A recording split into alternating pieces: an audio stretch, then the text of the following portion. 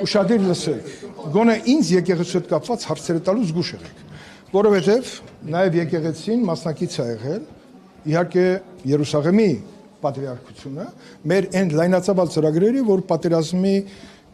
հետևանքով անդամալուծ դարձածներին, քանի խմբեր եմ ես կազմակերպել, ուղարկել նաև բանակի հոգևոր ղեկավար կազմի հետ միասին, նաև պատրիարքության հետ, Երուսաղեմի, նաև մյուս հոգևորականների հետ, նաև հոգևորականներն են մասնակցել պատերազմին, զոհեր ունենք, վիրավորներ ունենք։ Հիմա այստեղ եկեղեցու խնդիրը, նաև վախնիկ չէր, որ Աբրահամ Բաբաջյանը բացահայտեց, որ գերիների հարցով իմ մտքով անցավ, որ կարելի է նաև եկեղեցական կառույցներ օգտագործել, հակառակելով, որ Ստամբուլում մեր պատրիարքը ունի որոշակի կշիռ, որով կարելի է նաև Թուրքիայի իշխանությունների հետ քննարկել գերիների հետ վերադարձի սխեմատիկ հարցերը եւ դա արվել է։ Հիմա եկեղեցի պետություն, այդ հարաբերությունները պետք է կարգավորվեն։ Եկեղեցին պետք է չխառնվի։ Պետության ներսում պետք է հարցեր կարգավորվի։ Լսի, հիմա դու հարց տվեցիր։ Դե հիմա լսի իմ պատասխանը, ընդ որում իմ պատասխանի մեջ շատ բաներ կա, որ ես կարող եմ տողատակով ասեմ, դուք պետք է հասկանաք։ Եկեղեցին միշտ կարևոր դերակատարություն ունեցել մեր ժողովրդի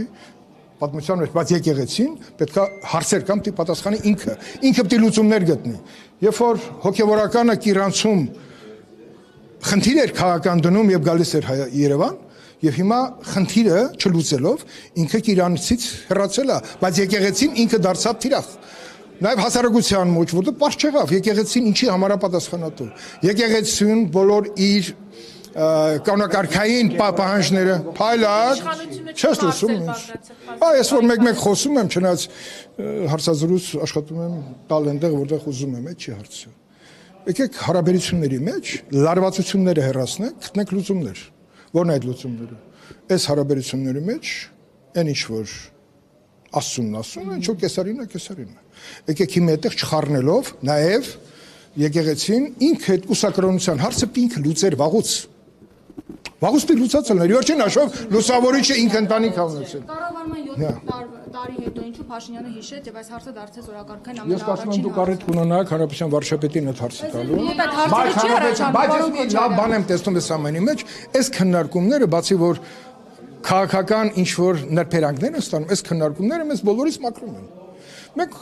այնուամենայնիվ պատվիրաններին պետք է ավելի լուրջ վերաբերվենք, մեր պարտականություններին պետք է լուրջ վերաբերվենք, մեր հավատին, ինքներս մեզ, մեր ընտանիքներին, հատկապես չշնանալու հարցում։ 2015-ից Փաշինյանն ասում է, պետք է պետությունը չխառնվի։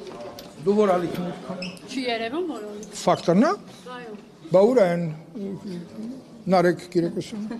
Հարցին պատասխան։ Որն է։ Հնազանդեցնել եկեղեցին։ Տեսար այն բանը մեր զինվածությունը հնազանդեցման փորձ չի արվում այս կերպ։ Ում է հնազանդեցնենք։ Որ հնազանդեցնող լինենք, ձեզ կհնազանդեցնեինք, ինչի մասին է խոսքը, ինչ է։ Ինչ կա քո գործունեությունը։ Հիմա որ ալիքումս բոլորը սենց դարձել եք լրատվական ակրոբատներ։ Կաթողիկոս եք։ Ոչ, ուզում ենք ամբից պաթողիկոս Աստծո կամքով, թե դա երբ կլինի, Աստված գիտի։ Իմիջիալոց կատակով ժամանակին մի հատ գաղտնիք ասեմ։ Չգիտեմ անուններ տամ թե չէ, օրինակ Լևոն Տեր-Պետրոսյանը, Հանրապետության առաջին նախագահը, այսպես որ կատակներ ենք, սիրում է կատակներ անի եւ նայում էր ասում էր, վայ, Լիլիթ, անուններ չեմ տալու, բայց դու կարաս ասես ում կարա վերաբերվի։ Ասում էր, որ եթե այս երկու քաղաքական գործիչները երեխա չունենային, իդեալական վեհապարի տեխնացու են։ Հիմա դուք այդ հանձնախմբում կարող է Ոչ։ ներառվել։ Ոչ, ես կուսակրոն չեմ։ Չէ, այդ հանձնախմբը որ պետք է վեհապարին հեռացնի։ Ես այս հարցերը թողեք հորով մորով անենք, ինչի մասին է խոսքը։ Այս անվտանգային հարցերը դուք հետևել եք, ասենք այս երկու օրը։ Դուք հետևեք Իրանում ինչա կատարվում, ինչ ռիսկերի ու վտանգներ։ Պարոն Թորոսյանը, ես այնքան ուրախ եմ, որ այստեղ է։ Պարոն Թորոսյան, քո պարտականությունների մի զգալի մաս ես իմանում։